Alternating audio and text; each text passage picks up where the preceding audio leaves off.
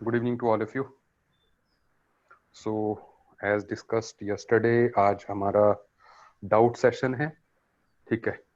So already मैंने कुछ doubts आपके लिखे हुए हैं, ठीक है ना. I hope I am audible properly to all of you. सबको मेरी आवाज जो है वो सुनाई दे रही है, ठीक है. ओके. तो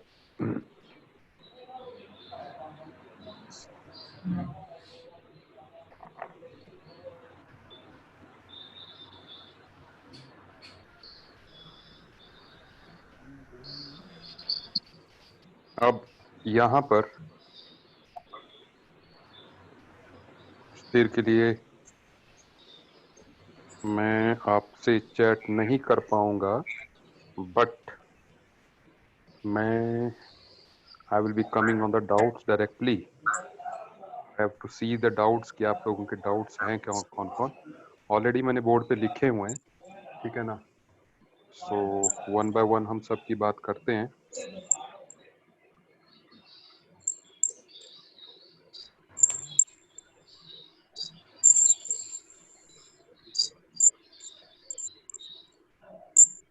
जस्ट एक मिनट.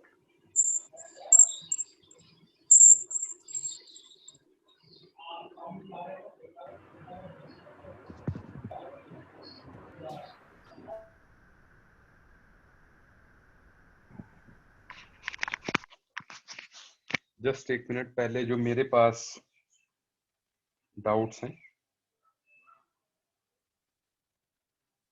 सबसे पहले मैं उनको डिस्कस कर लेता हूं जो कि बोर्ड पे लिखे हुए हैं, ठीक है ना. Then I will be coming back to you.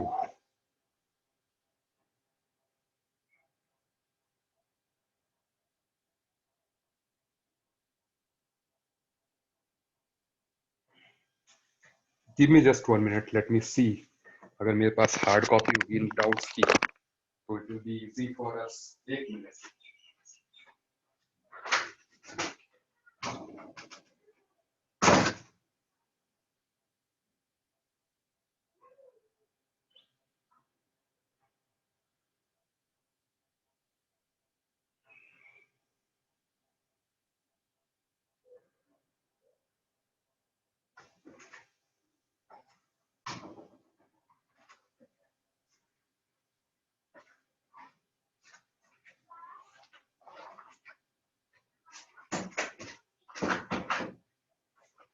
हाँ जी. So I have got the copy. Just 1 minute. I am sorry, लेकिन इससे हमें काफी आसानी हो जाएगी. So I will be able to chat with you people even. एक मिनट दीजिए मुझे.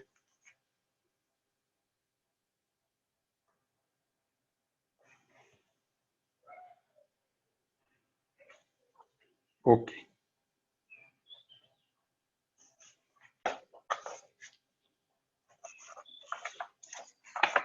अभी जो है, जो यहाँ पर डाउट है, जैसे B5 है, ठीक ठीक है. सो जो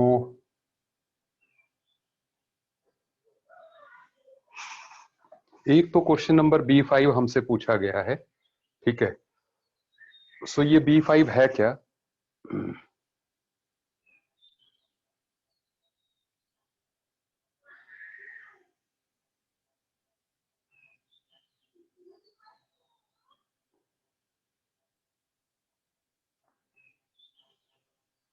जस्ट एक minute.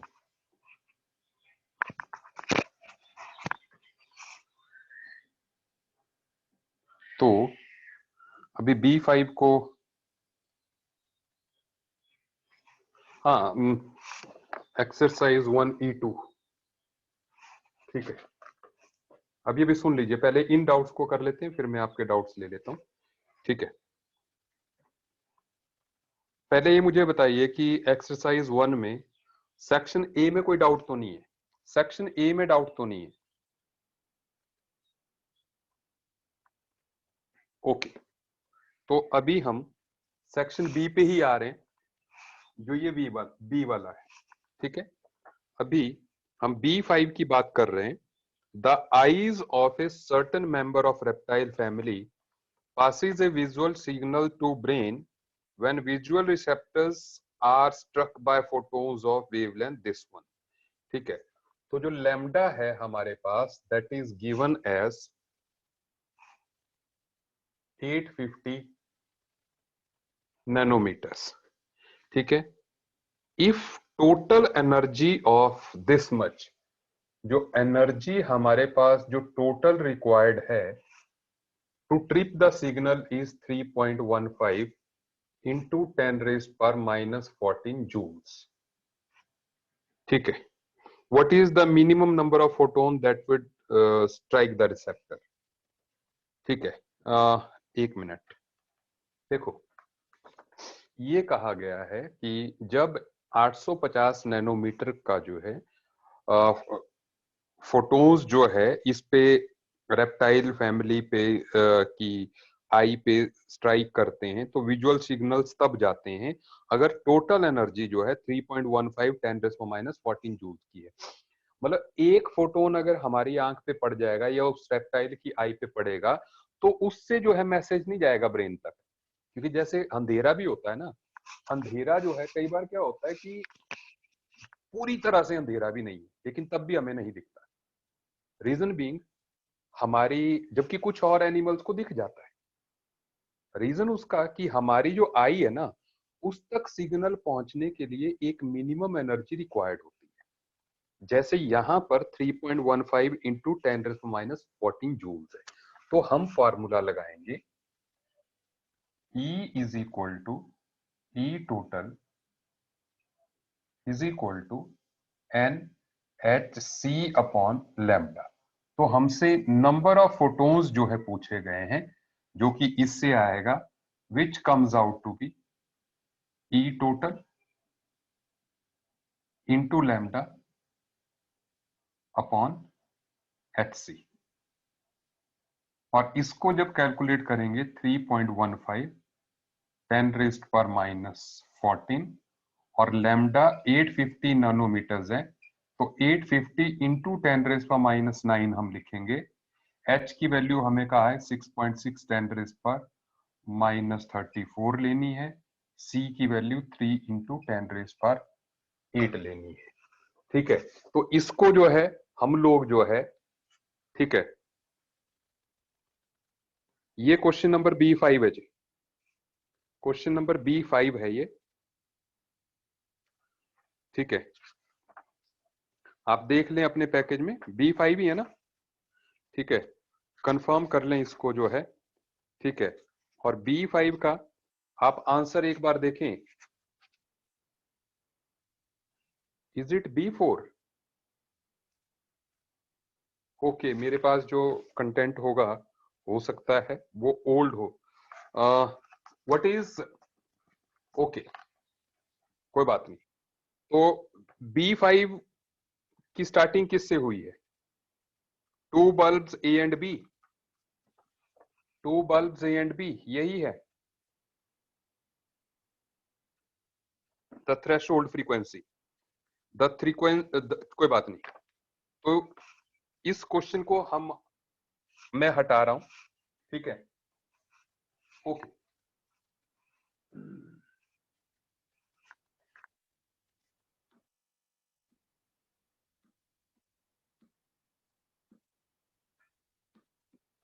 Okay okay, threshold frequency वाला है, नो प्रॉब्लम। सो B5 आपके पास है the threshold frequency for ejection of electron from potassium metal is this. Will the photon of radiation having this much joule exhibit photoelectric effect?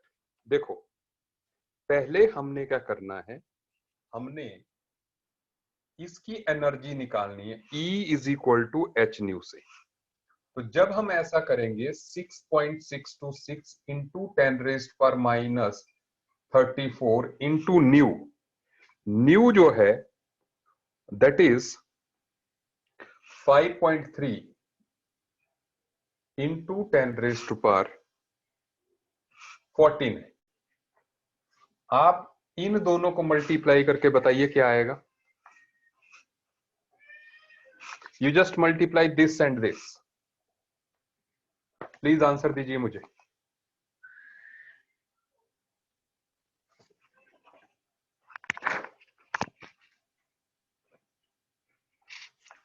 5.3, 6.6 to 6.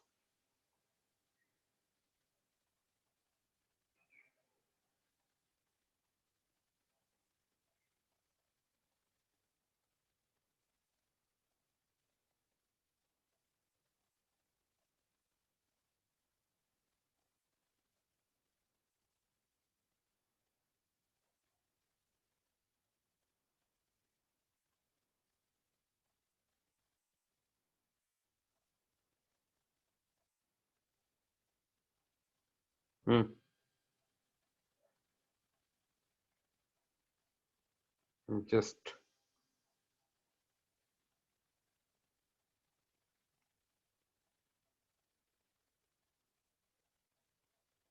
एक minute जो है, have you got? कितना आ गया? Okay, सो ये आ गया 35.1178 10 रेज टू।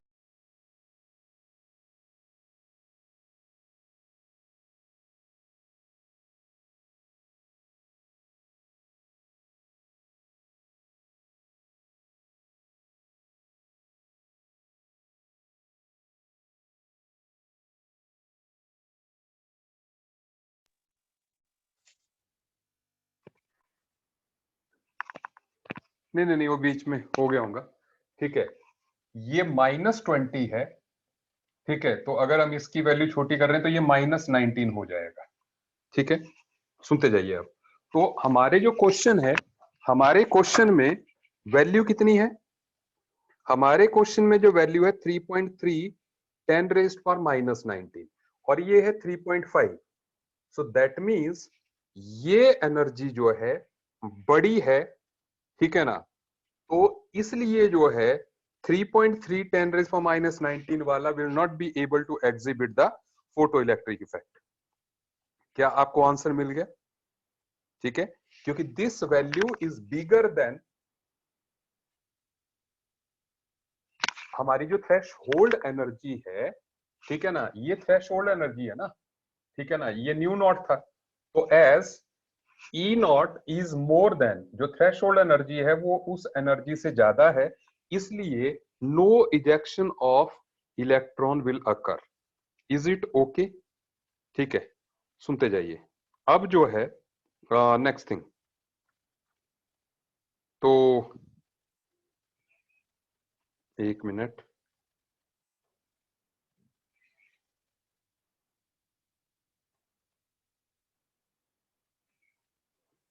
अभी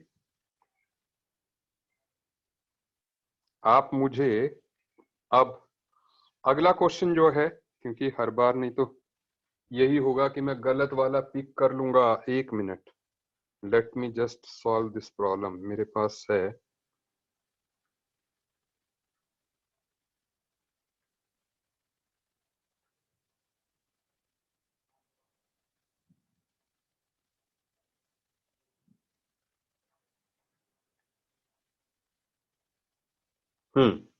तो अब जो है, अब आपने क्वेश्चन पूछा है C3।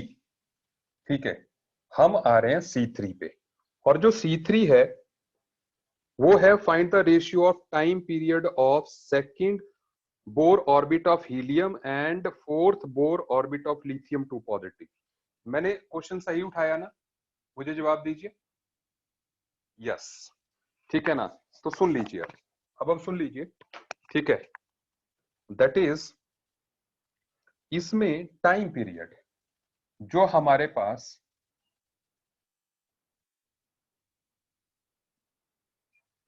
टाइम पीरियड का जो फॉर्मूला है, हम इसको T से रिप्रेजेंट कर लेते हैं।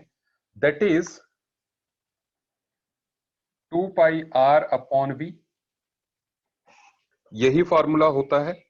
ठीक है, time taken for one complete revolution. ठीक है, और यहां पर अब हम time period of second Bohr orbit of helium positive. ठीक है, कोई प्रॉब्लम नहीं। तो हम लिखेंगे time period of helium positive is equal to, कितना आएगा सुनते जाइए, 2 पाई, रेडियस कितना आएगा 0.529 इंटू, सुनते जाइए थोड़ा पेशेंस से हम करेंगे इसको, दैट इज एन स्क्वायर। तो यहां पर जो है हमारे पास सेकंड बोर ऑर्बिट है, 2 square upon Z, atomic number is 2, ठीक है, 2 पाई आर ये आ गया, ठीक है। वेलोसिटी कितनी आ गई 2.18 इंटू 10⁶ इंटू जेड, जेड कितना हीलियम का 2 upon n 2, is it okay. ये तो यहां से ये काफी कुछ जो है यहां पर, ये 2 स्क्वायर ये हम काट देंगे यहां पर, ठीक है। तो अब हमारे पास नो प्रॉब्लम, अभी अभी जो है, and then we have to calculate, ऐसे ही बस हो गया है क्वेश्चन, ठीक है। ऐसे ही हमने जो है कैलकुलेट करना है fourth orbit of lithium. So lithium 2 positive का फोर्थ ऑर्बिट, तो 2 pi 0.529 into fourth orbit n square 4 square upon Z, Z कितना है लिथियम का 3 आ गया, ठीक है। अब इसके बाद velocity 2.18 into 10⁶ into what is Z for lithium 3, ठीक है ना, 2.18 10⁶ जेड अपॉन एन, एन कौन से ऑर्बिट की बात हो रही है यहां पर, दैट इज एक मिनट, ठीक है, हम कर रहे हैं क्वेश्चन सी थर्ड, ठीक है, फोर्थ ऑर्बिट ये लीजिए, ठीक है।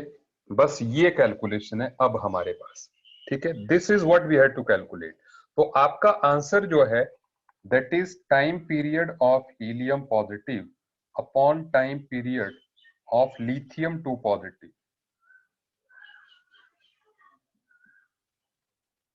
विल बी, इसमें कुछ तो यहीं पे काट देते हैं, ये कट गया 2 पाई कट गया, ठीक है ना, और उसके बाद जो जो बिल्कुल आसानी से कट जाता है उसी को काटेंगे, ठीक है ना, ये हो गया। तो अब हमारे पास रहेगा क्या, दैट इज 2 अपॉन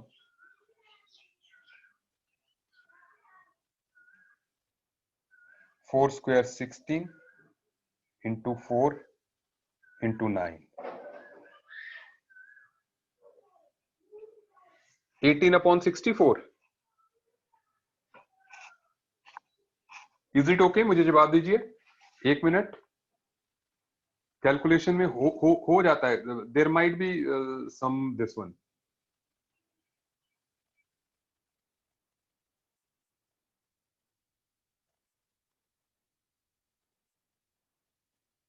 ठीक है।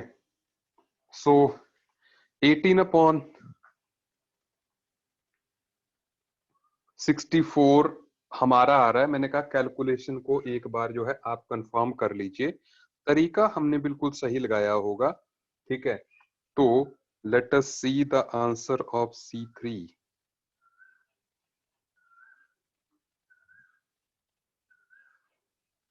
तो हमारे पास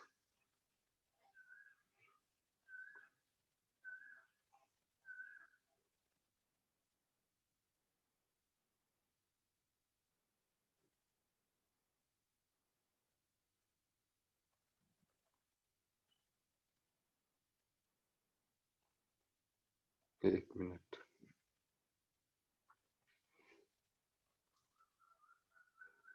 सो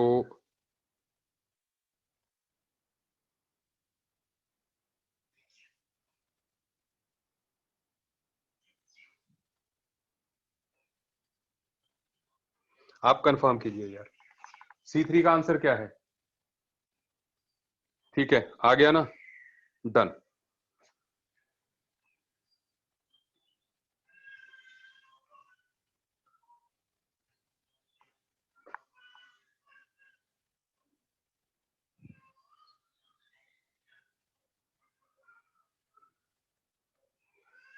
ठीक है, तो ये आ गया हमारा C3 का आंसर।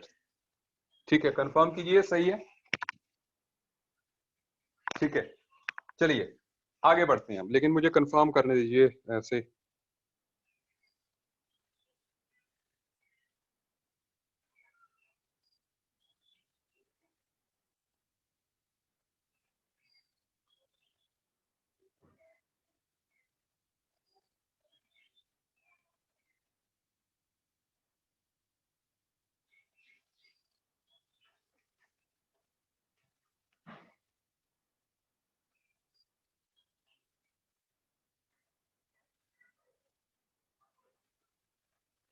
अब आंसर मुझे मिले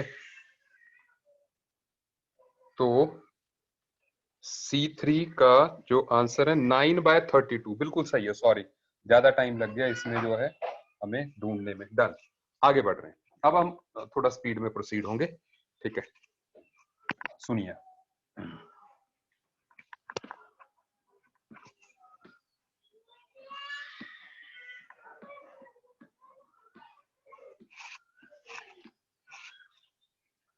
तो B5 हो गया ये।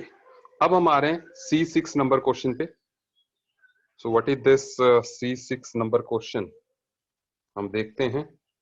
ठीक है, अब मेरे when an electron falls from n+2 state to n state, the energy, this one, what is the value of n?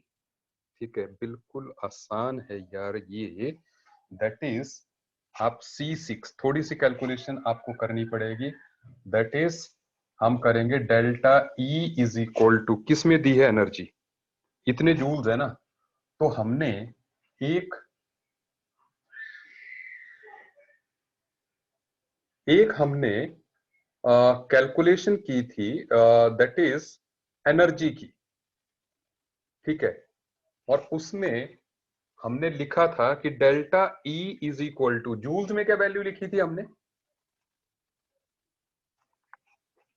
Joules में हमने लिखी थी 2.18 इंटू 10⁻⁻18 इंटू जेड स्क्वायर।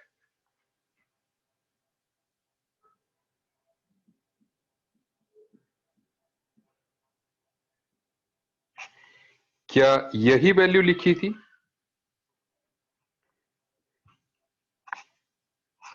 मुझे थोड़ा सा डाउट पड़ रहा है, इसलिए जो है एनर्जी के लिए।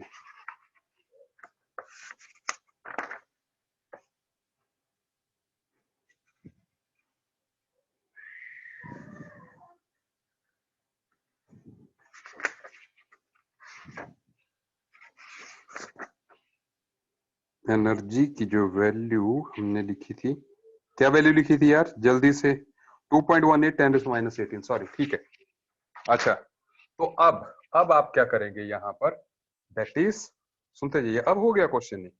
ठीक है, that is 6.172 into 10⁻⁻19 is equal to 2.18 into 10⁻⁻18 into, किस केस की बात कर रहे हैं, हीलियम, तो 2 स्क्वायर एंड 1 अपॉन, अब n1 को ले लिया हमने n, तो it is n square minus 1 upon n+2 square. Now you just have to find n। ठीक है, तो आपने जो है n निकालना है। कोई जल्दी से n की वैल्यू निकाल सकता है? Make the calculation. ठीक है, तो इससे जो n की वैल्यू आपकी आएगी, दैट विल बी 3। तो हियर कम्स द आंसर। ठीक है, आई होप आपको ये क्वेश्चन जो है समझ में आ गया। Is it okay? ठीक है, अच्छा, अब हम अगले क्वेश्चन पे आ रहे हैं। ठीक है, दैट इज C8। अब आप C8 क्वेश्चन को देखिए, what this C8 question is.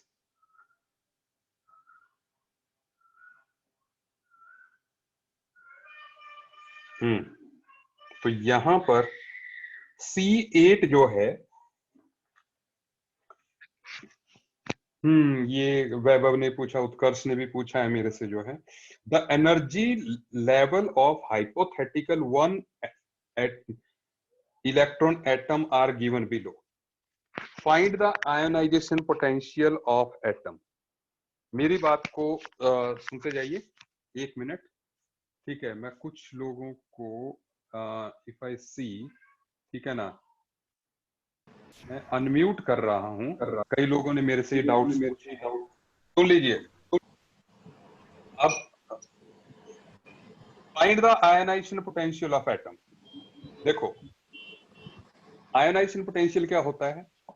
That is ground level से इंफिनिटी तक ले जाना। तो आप देख रहे हैं ग्राउंड लेवल की एनर्जी कितनी है? -15.6 इलेक्ट्रॉन वोल्ट। तो दैट मींस इंफिनिटी तक ले जाने के लिए कितनी एनर्जी चाहिए होगी? 15.6 इलेक्ट्रॉन वोल्ट। सही कह रहा हूं जी? सो इसकी अगर ionization energy is 15.6 electron volt, तो जो आयोनाइजेशन पोटेंशियल हो जाएगा वो 15.6 वोल्ट हो जाएगा। पहला आंसर तो ये आ गया। आपको समझ में आ गया? हाँ या ना बोलिए। यस ठीक सर। है। अब सुनते जाइए। दूसरा सवाल, find the short wavelength limit of series terminating at n is equal to 2। Short wavelength limit मतलब कि शॉर्टेस्ट वेवलेंथ कितनी होगी जो सीरीज जो 2 पे टर्मिनेट कर रहा है। सुनिए, देखो, सबसे पहले जो है, अगर इन सेकंड लेवल पे आना है उसने, तो पहले ये बताओ कि n2 की वैल्यू कितनी होगी? जो n2 की वैल्यू होगी वो तो इंफिनिटी होगी ना। Short wavelength limit, shortest wavelength की लिमिट जो है n2 इंफिनिटी होगा। सुन लीजिए, मैं ऐसे थ्योरेटिकल कर देना चाहता हूं इसको, क्वेश्चन को, ठीक है। ऐसे तो मतलब शॉर्टेस्ट कब होगा? जब n2 इंफिनिटी होगा और हमारा जो n1 होगा वो जो है सेकंड लेवल होगा। सही बात है? तो यहां से यहां जब आएगा तो जो एनर्जी एमिटेड होगी वो 5.3 इलेक्ट्रॉन वोल्ट होगी कि नहीं? क्योंकि इन्फिनिटी पे एनर्जी 0 होती है, ठीक है। इन्फिनिटी पे एनर्जी जो है 0 होती है। तो 0 से -5.3 पे आने के लिए जो है कितनी एनर्जी एमिट करेगा? वो 5.3 इलेक्ट्रॉन वोल्ट करेगा। सही है बात? तो 5.3 इलेक्ट्रॉन वोल्ट एनर्जी के फोटोन की वेवलेंथ क्या होगी? यार सीधी सी बात है, lambda is equal to 12,400 divided by energy in electron volt 5.3। That is second answer. सही बात है कि नहीं? बोलो बोलो बोलो बोलो, यस और no, I am listening you. Yes sir. ठीक है, हाँ बिल्कुल आ रहा है ना आंसर, आपको समझ में आ गया? ठीक है। इन्फिनिटी से यहां पर आना है, यहां पर एनर्जी है -5.3, तो मतलब वो 5.3 जो है इन्फिनिटी और इसके बीच में 5.3 का डिफरेंस है।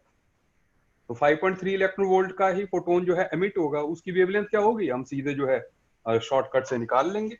ये आ गया हमारे पास answer. Now the find the wave number of photon transition made by electron from third orbit to first orbit. यार बिल्कुल सिंपल सी बात है, सुनो। देखिए, आपने क्या करना है इन क्वेश्चंस के लिए ना, जरूरी नहीं है आप कितने, मतलब इसमें ये रहता है कि आप कितने फास्टली इन क्वेश्चंस को कर पाते हैं। जैसे सबसे पहले हमने ये देखना है कि third, energy of third minus energy of first कितना डिफरेंस है? That is -3.08 and -15.6। इस एनर्जी डिफरेंस को मुझे बताइए कितना है, माइनस कीजिए। 1 मिनट जो है, I think you are not able to see me.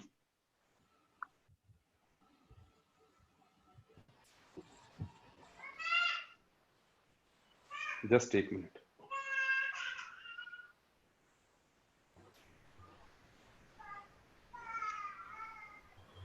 1 minute जो है, आपको मैं सुनाई दे रहा हूं बिल्कुल clearly? Yes sir. Yes sir. हाँ, अच्छा सुनिए, ये E3 माइनस E1, मैं जो हूं, I am talking about question C, find the wave number of photon emitted for transition made by electron from third orbit to first orbit. तो third orbit की energy कितनी है? -3.08।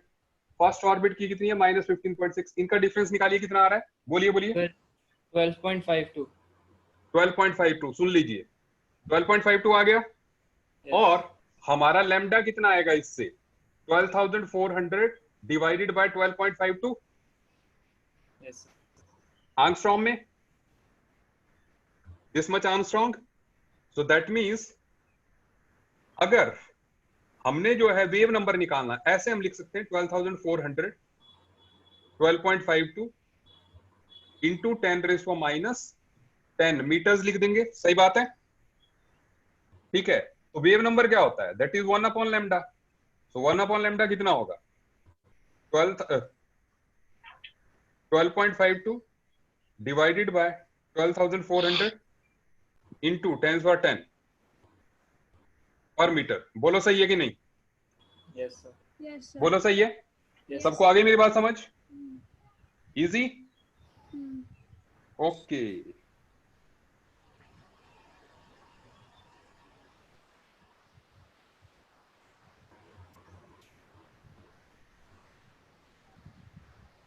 तो हम आगे बढ़ जाएं अब।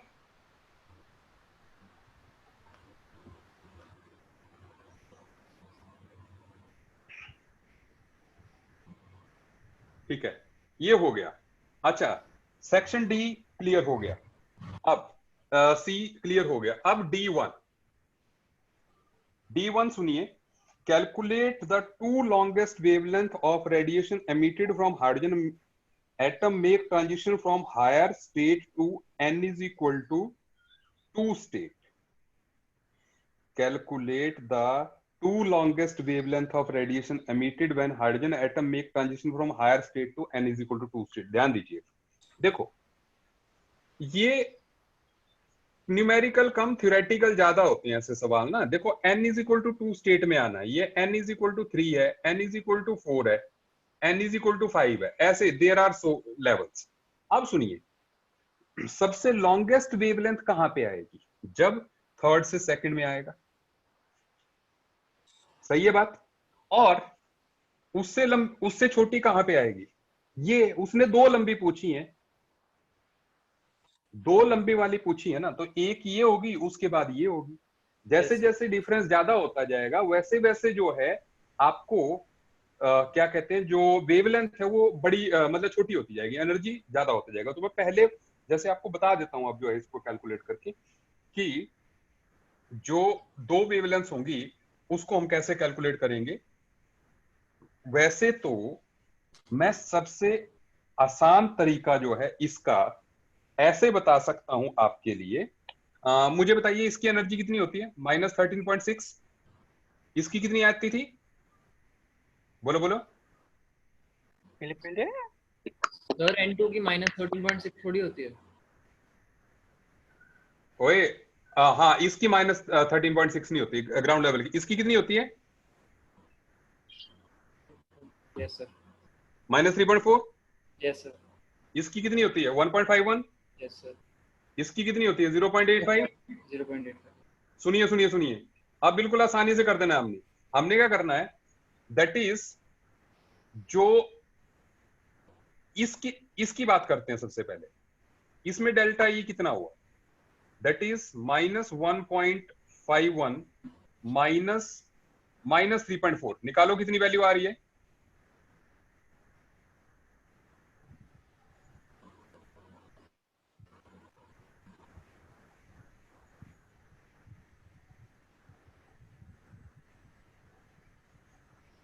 -3.4 -1.51 कितना होता है?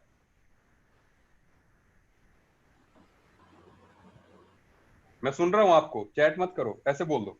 1.89। 1.89।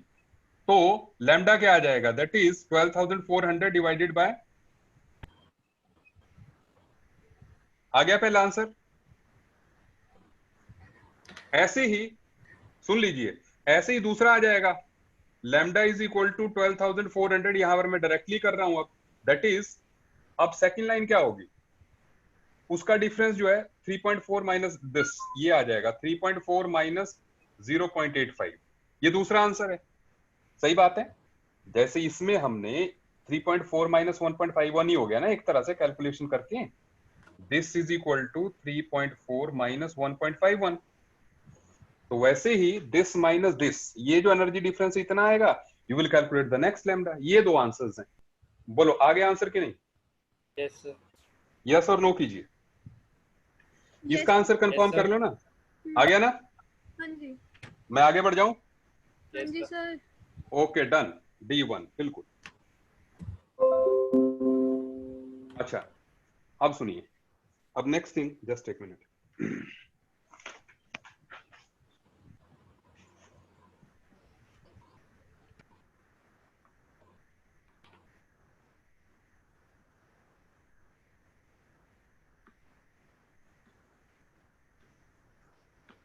अब इसमें next thing that is E1, जो E1 है देखते हैं उसको क्या है। De Broglie wavelength uncertainty, an electron hydrogen atom absorb 1.5 energy minimum required escape.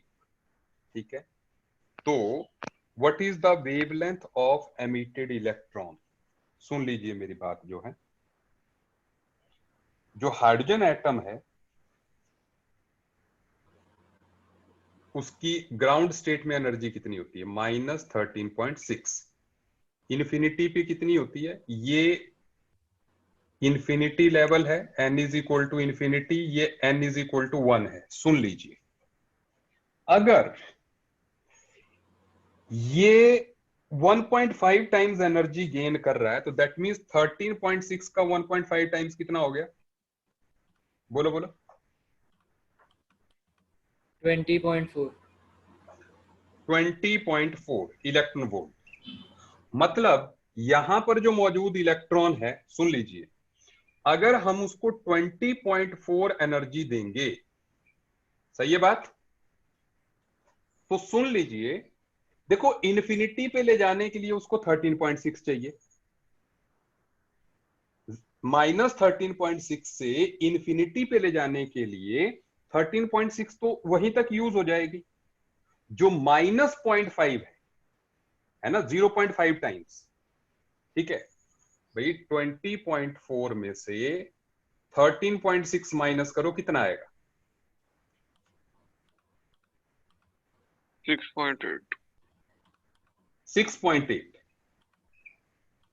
तो एक तरह से जब इलेक्ट्रॉन इंफिनिटी से बाहर निकलेगा तो this kinetic energy of electron will be 6.8 electron volt. सही बोल रहा हूं कि नहीं? Yes sir. Because 13.6 electron volt energy will be required for the electron to take it to infinity. तो यहां 13.6 तो यहीं तक यूज हो जाएगी ना, यहां तक, क्योंकि यहां पे एनर्जी उसकी 0 होगी। लेकिन जो एक्स्ट्रा एनर्जी हमने दी है इस इलेक्ट्रॉन को, हमने तो इसको एनर्जी कितनी दी थी? हमने तो उसको 20.4 दी थी ना, तो 13.6 तो यहां से यहां यूज हो गई। लेकिन जो बाकी बची वो इलेक्ट्रॉन की काइनेटिक एनर्जी होगी जिससे वो भागेगा। अब सुन लीजिए मेरी बात, हमने एक फॉर्मूला किया था, that is lambda is equal to h upon root of 2m into kinetic energy. बोलो किया था कि नहीं? Yes sir. किया था, ठीक है, सबको याद है। तो अब हम इसको जूल्स में कन्वर्ट कर देते हैं। सबसे पहले 6.8 इंटू 1.6 इंटू 10⁻⁻⁹ इतने जूल्स हो गया ये। देखो आप यहां पर सीधे वेवलेंथ जो है इलेक्ट्रॉन की शॉर्टकट से नहीं निकाल सकते, 12,400 डिवाइडेड बाय दिस वैल्यू से नहीं आएगी। रीजन बीइंग, वो जो फार्मूला है, वो फार्मूला हमारा जो है वो है मासलेस पार्टिकल फोटोन के लिए। मास वाले पार्टिकल के लिए काइनेटिक एनर्जी निकालने, मतलब लैम्डा निकालने के लिए ये फार्मूला है।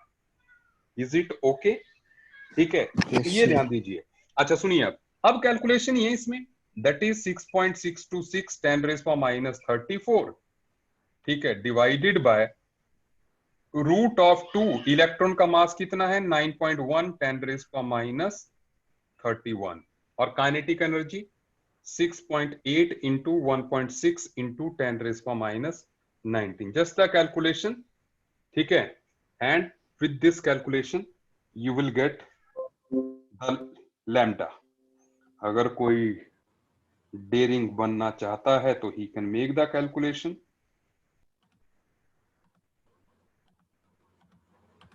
ठीक है, जब आप इसको कैलकुलेट करोगे तो आपके पास जो लैम्डा आएगा वो आएगा 4.71 10 रेज़ पर minus 10 metres, that is 4.71 angstrom.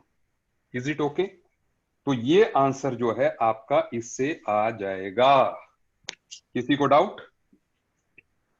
ठीक है, मेरा तरीका समझ में आ गया सबको? तरीका समझ में आ गया? ठीक है, किसी को कुछ पूछना है इसमें? Anything anybody wants to ask? Sir इतनी बड़ी डिवीजन के क्वेश्चंस हमको आएंगे? नहीं, आप अभी आने का छोड़ दो, सबसे पहले ये बोलो कि तुम्हें समझ में आ गया कि नहीं। Yes sir. बस, क्योंकि आने ना आने की बात नहीं है, बात ये है कि हमें जो है जब ये पैकेज में है, ठीक है ना, तो आ जाता है तो हमें करना है। समझ रहे हैं बात? ठीक है,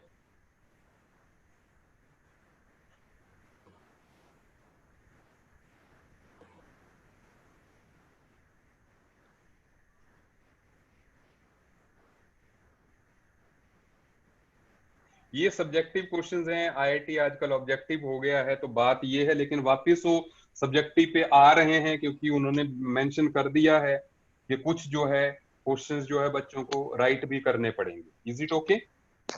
चलिए, तो इसलिए हमें प्रिपेयर्ड रहना है, हमें हर कोई क्वेश्चन करना है जो पैकेज में दिया है। ठीक है, we must be fully prepared for that. अच्छा, अगला है deduce the condition when de Broglie wavelength associated with electron would be equal to associated with proton if a। Hello. अच्छा, हाँ जी, hello. Hello, are you able to listen me? अच्छा, और लिखा हुआ साथ में proton is 1836 times heavier than that of electron. सबसे पहले बात ये है कि हम जो है लैम्डा का फार्मूला क्या लगाते हैं? Lambda is equal to H upon M, यही फार्मूला है हमारे पास। और ये कह रहा है कि lambda of electron should be made equal to lambda of proton. Is it okay? So that means h upon mass of electron upon velocity of electron should be equal to h upon mass of proton upon velocity of proton। सही बोल रहा हूं जी? ठीक है, सो ऐसे में ये भी कह रहा है, हम इसको रीअरेंज कर लेते हैं, velocity of proton upon velocity of electron is equal to, एक minute, mass of proton is this much times ना, नो प्रॉब्लम, वेलोसिटी, एक minute, velocity of electron upon velocity of proton. ठीक है, मैं ऐसे लिख दे रहा हूं इसको। हाँ, अगर हम ऐसा करेंगे, that is velocity of electron upon velocity of proton, mass of proton, mass of electron, और वो जो रेशियो है दैट इज 1836 टाइम्स। ठीक है, बस अब क्या है, अब सीधी सी बात यह है कि velocity of electron should be equal to 1836 times that of velocity of proton. ठीक है,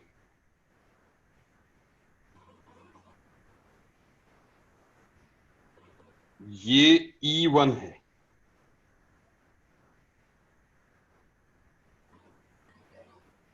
नहीं E1 नहीं है ये, बस आ गया ये हमारा जो E2 आ गया। E2 आपने पूछा था, क्या आपको क्लियर होगी बात? क्या आप मुझे सुन पा रहे हैं? Yes sir. हाँ ठीक है, सबको समझ में आ गई जो बोर्ड पे लिखा है मैंने?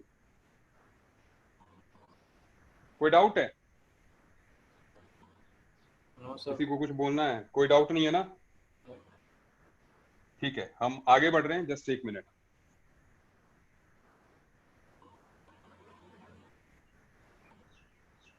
क्योंकि मैंने सभी को अनम्यूट किया हुआ है तो आप यस नो में मुझे जवाब दे सकते हैं। ठीक है, इस टाइम पे मैंने सबको अनम्यूट किया हुआ है। ठीक है, अच्छा, तो हर कोई पार्टिसिपेट कीजिए प्लीज। अच्छा, तो ये हो गया। अब E4 पे हमने आना है।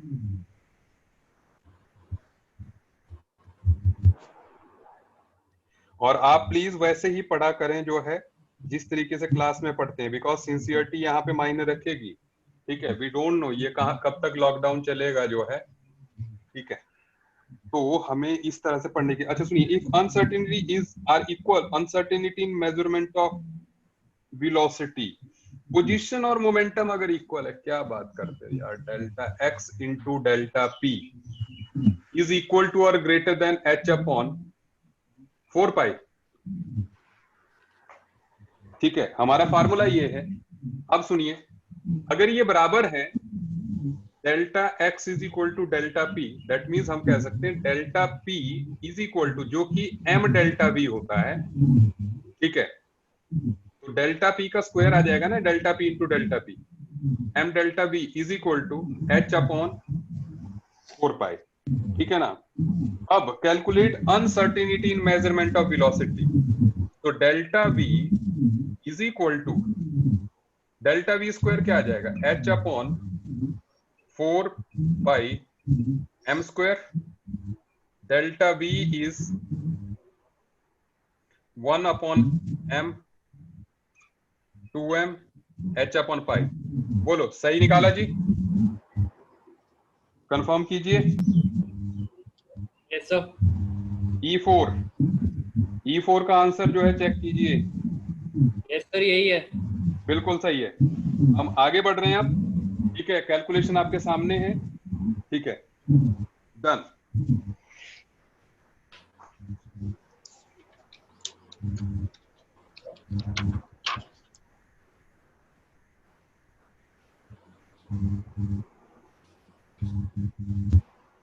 अच्छा, अब सुने, आप मुझे ये बता दें, एक्सरसाइज 1 में कोई डाउट तो नहीं बचता? No sir. किसी का एक्सरसाइज 1 का डाउट हो तो प्लीज आप मुझे बता दीजिए अभी। एक्सरसाइज 1, ताकि मैं इसको क्लोज कर दूं कि भैया जहां तक हमने किया था उसके डाउट्स जो है क्लियर हो गए। ठीक है, मतलब टिल सेक्शन ई जो है, all the doubts are covered. Okay, अब हम आ रहे हैं एक्सरसाइज 2 पे। एक्सरसाइज 2 पे सेक्शन ए में कोई डाउट नहीं है। अब मैं सेक्शन बी के डाउट पे आ रहा हूं, और आपने मेरे से B7 पूछा हुआ है।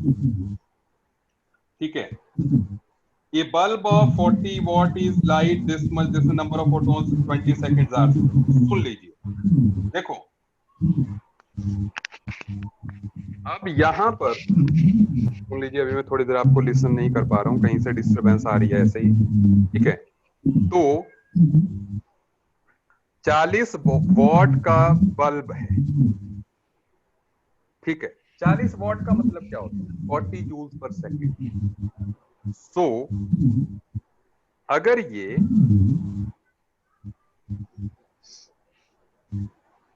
40 watt is equal to 40 joules per second, पहली बात तो ये है। तो सबसे पहले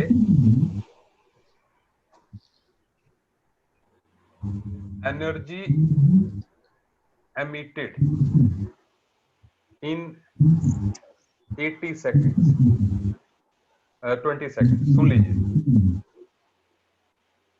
that is equal to 40 into 20, that is 800। अभी मैं सब कुछ बता रहा हूं, बट बल्ब की एफिशिएंसी कितनी है, 80% है। ठीक है, so energy emitted is equal to 800 का 80%, तो 80 अपॉन 100, 640। सही है बात? ठीक है, ठीक है।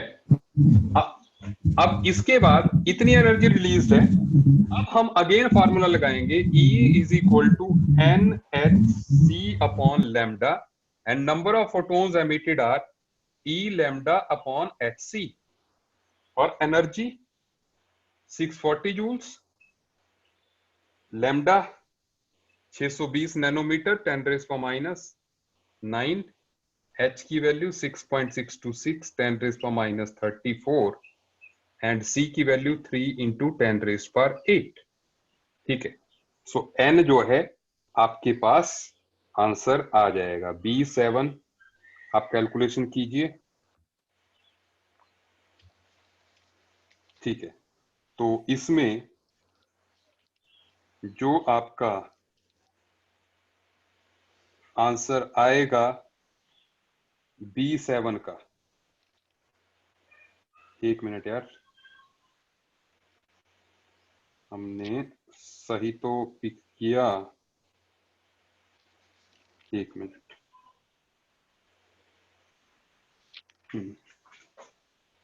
ये आ जाएगा 2 into 10 is 21।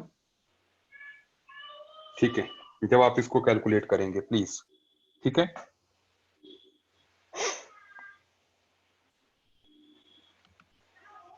Is it okay? मैंने इस शॉर्टकट की हेल्प नहीं ली, ठीक है ना, मुझे लगता है इससे भी आराम से ये हो जाएगा। आप ठीक है, आप कर भी सकते थे, बट ठीक है, it is also the right way. ठीक है, सर आपको समझ में? हाँ जी सर, कोई भी क्वेश्चन या आंसर जो आंसर आएगा उसको हर्ट्ज में कैसे कन्वर्ट करना है? इसमें हर्ट्ज में देखो, हर्ट्स जो है जब भी आपकी मतलब वो हर्ट्स में कन्वर्टेड ही आएगा अगर आपने ऐसा यूनिट्स लिए। जो फ्रीक्वेंसी आएगी वो पर सेकंड में आएगी, तो वो हर्ट्स ही होता है। Okay sir. ठीक है, फ्रीक्वेंसी, क्योंकि जब आप ऐसा यूनिट्स में कैलकुलेशन करेंगे तो जो पर सेकंड की फ्रीक्वेंसी आती है, तो पर सेकंड वाला जो है that is hertz only. Done. आगे बढ़ रहे हैं, B7 से आगे बढ़ रहे हैं। ठीक है, आपके पास क्योंकि आज की भी रिकॉर्डिंग आ जाएगी तो आप इसको देख भी सकते हैं, फिर डाउट्स हो जाएंगे, कोई प्रॉब्लम नहीं, I will discuss them again. But now C1, C1 जो है correct order of radius first orbit of this. यार रेडियस का फार्मूला क्या होता है? Radius is equal to 0.0529 up, यही है 0.0529 into n square upon z। Sir 2 0 0.529 0.529 into n square upon z angstrom। So that means जो रेडियस है that is directly proportional to inversely proportional to z। बस, तो जिसका z बड़ा उसका radius सबसे छोटा, तो ऐसे में आंसर हमारा ए आ गया, है ना?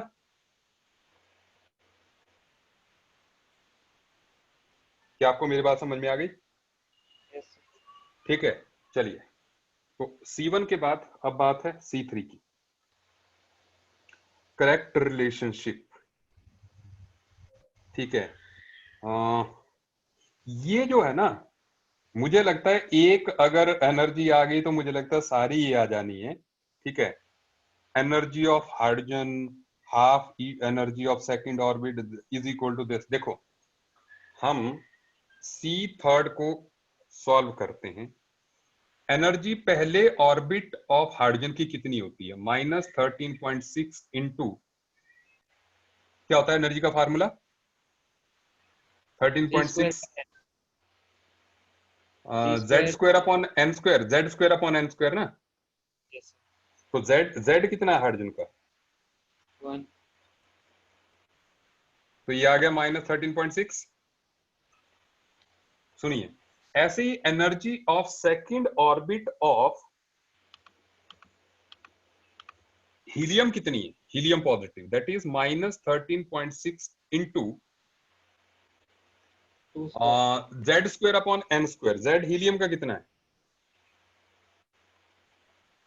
सुन लीजिए, इज दिस सुन लीजिए, दैट इज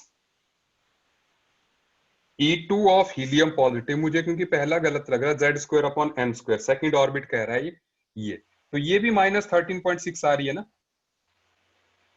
सही है। और ऐसे ही energy third orbit of lithium कितनी होगी? -13.6 z square, that is 3 square upon 3 square, वो भी -13.6 है। तो इस हिसाब से जो आंसर आ रहा है ना, वो आ रहा है हमारा बी। सही बात है कि नहीं? सर ऑर्बिट नंबर कहाँ दिया है? वो E1 E2 E3 जो लिखे हैं वो क्या है? 3 क्यों लिखा है उसने? 2 क्यों लिखा है? सही है बात? यस तो हाइड्रोजन का पहला ऑर्बिट, हीलियम का दूसरा, लिथियम का तीसरा एंड बेरिलियम का चौथा। तो सबकी एनर्जी बेरिलियम में भी 4 स्क्वायर अपॉन 4 स्क्वायर आ जाएगा, अगेन -13/6 आनी है।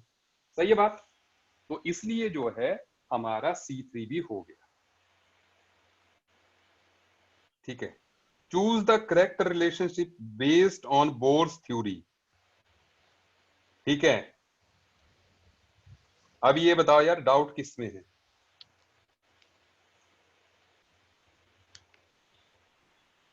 इसमें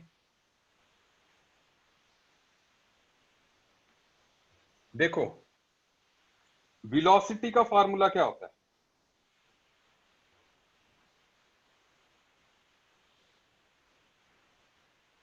2.18 into 10 to power 6 multiplied by z by n। बिल्कुल। तो ऐसे में हमें जो है दैट इज करेक्ट स्टेटमेंट इनमें से ढूंढनी है। तो देखो, C9 velocity is 2.18 into 10⁶ into z by n। तो इनवर्सली प्रोपोर्शनल टू n है, तो इसलिए जो है पहली स्टेटमेंट करेक्ट हुई। और फ्रीक्वेंसी ऑफ रेवोल्यूशन तो मैंने डिराइव कराया है यार, n³ वाला। फ्रीक्वेंसी ऑफ रेवोल्यूशन आपके बुक्स में है, मतलब नोट्स में है, जो मैंने लिखाया हुआ है। सही है कि नहीं? पहले हाँ या ना करो, नहीं तो मैं यहाँ पे डिराइव करा दूंगा। Yes sir. मैंने, है ना, मैंने फ्रीक्वेंसी जो है that is velocity upon 2πr करके किया था ना। देखो डिराइव ही हो जाएगा यहाँ जल्दी से। वेलोसिटी क्या होती है? 2.18 into 10⁶ into z by n और into 2π and radius 0.529 into n square by z। तो इनवर्सली प्रोपोर्शनल टू n³ आ गया ना। ठीक है, तो उसके बाद जो है रेडियस ऑफ ऑर्बिट, रेडियस का फार्मूला क्या होता है? 0.529 into n square upon z। तो n स्क्वायर इंटू z है, तो C इज रॉन्ग आंसर। अभी तक हमारे राइट A है, B है, सही बात है। और ये जो इलेक्ट्रोस्टैटिक फोर्स जो कह रहा है ऑन इलेक्ट्रॉन, इलेक्ट्रोस्टैटिक फोर्स का फार्मूला क्या होता है? सीधे सीधे Q1 Q2 upon R square होता है। सही है बात? सो दैट मीन जो फोर्स है that is inversely proportional to R square. सही बात है। और आपको ये पता है R is equal to 0.529 into n square upon z। तो ऐसे में R is directly proportional to n square, so that means R square is directly proportional to n raised to power 4। सही बोला कि नहीं? बोलो, कूलम्स लॉ क्या कहता है? भाई इनमें से कोई एक इलेक्ट्रॉन है, वो ले लो आप, Z इंटू E। सही बात है, ये ऐसे ही किया था हमने, एनर्जी ड्राइव की थी। कोई भी इलेक्ट्रोस्टैटिक फोर्स है Q1 Q2 upon R square K। तो electrostatic force of attraction is inversely proportional to R का square and R is proportional to n square. So that means 1 upon R square is proportional to 1 upon n4, n raised to power 4। हो गया, D भी सही हो गया। तो A, B and D are the right answers. बोलो सही कि नहीं? Yes sir. बिल्कुल, आगे बढ़ रहे हैं।